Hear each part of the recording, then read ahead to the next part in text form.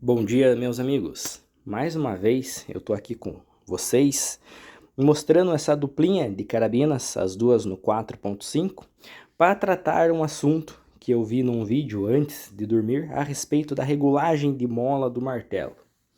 O rapaz do vídeo realmente é uma pessoa que eu respeito, eu acompanho o canal deles há muitos anos e não vou mentir que, assim como vocês, já devo ter consultado a opinião deles como oráculo mais de uma vez, tanto para uso prático, tanto para aquisição de equipamentos. E que realmente o que está lá é o que acontece na maioria das vezes na prática.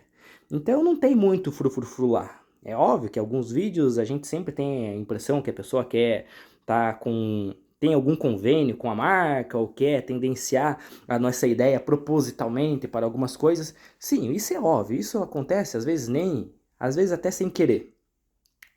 Isso acontece tanto que às vezes quando eu falo que o chumbinho da rifle é melhor que o chumbinho da Auroch, porque vem melhor acabado, porque tem menos flying e porque agrupa melhor, vão falar que eu tô puxando o saco dos chumbinhos da rifle. Mas sim, esses são os chumbinhos que eu uso no meu dia a dia e os que funcionam. Os da Auroch sim, também funcionam, mas eles acontecem mais fly, eles vêm menos acabado, eles vêm às vezes com rebarba que prejudicam o agrupamento. Então é isso, essa é real. A real também é que esses chumbinhos de entrada são, na grande maioria, uma porcaria. Uma porcaria se for comparar o uso em carabinas PCPs. Um exemplo, um chumbinho desse de entrada, como o STR, ou nessa latinha que está sem a marca em cima, é o Rifle Sniper. Esse chumbinho para carabinas Springs, principalmente a mola, com baixa potência, ali até seus 25 metros, sinceridade, eles vão atender. Em alguns casos, vão fazer agrupamentos muito equivalentes a um chumbinho desse, que é bem mais caro e que, dependendo da carabina, aí sim, não faz sentido você usar os chumbos de entrada, você vai ter que começar a pensar a respeito de um chumbinho como esse. Porque senão, se a tua proposta é precisão, acaba ficando inviável ter uma boa precisão, uma precisão fina com esse. Você vai precisar de chumbinhos, óbvio que mais capazes.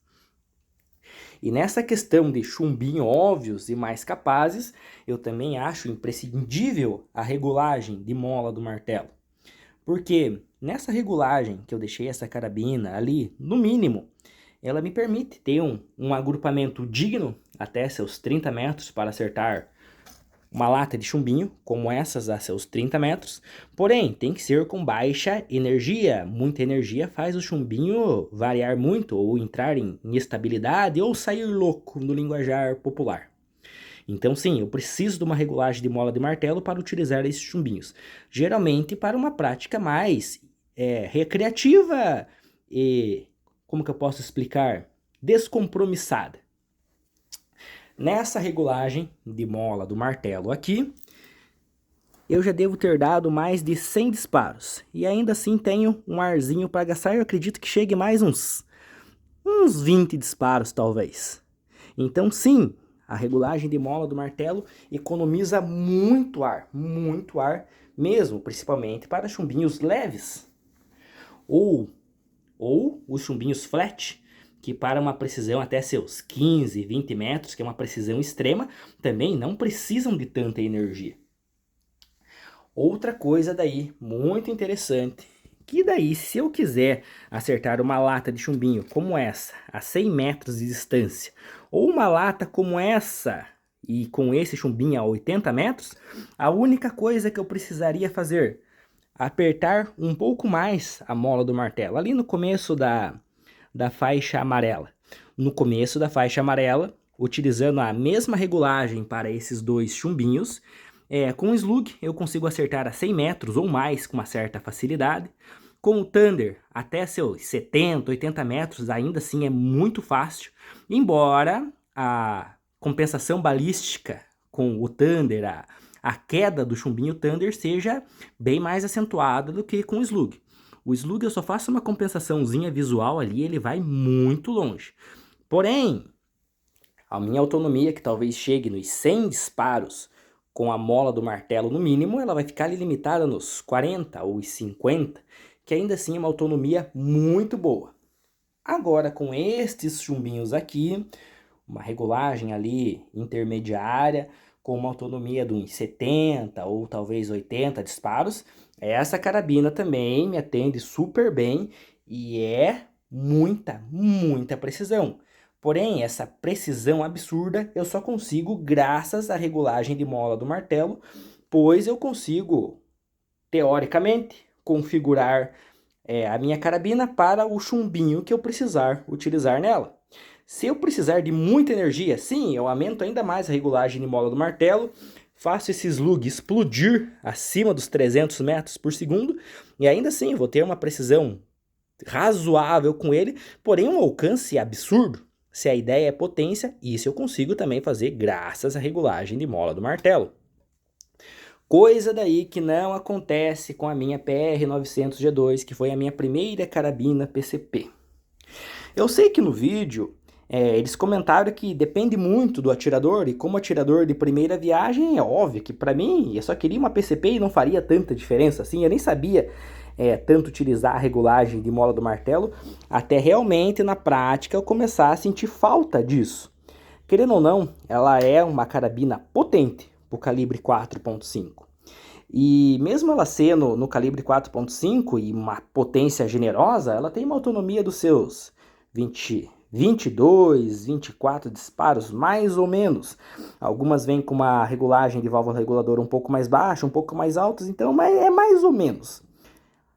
Eu sei que 24 disparos para alguns usos é mais do que suficiente, mas para um cara igual eu, que gosta de autonomia, gosta de extrema precisão, eu sinto sim falta da regulagem de mola do martelo.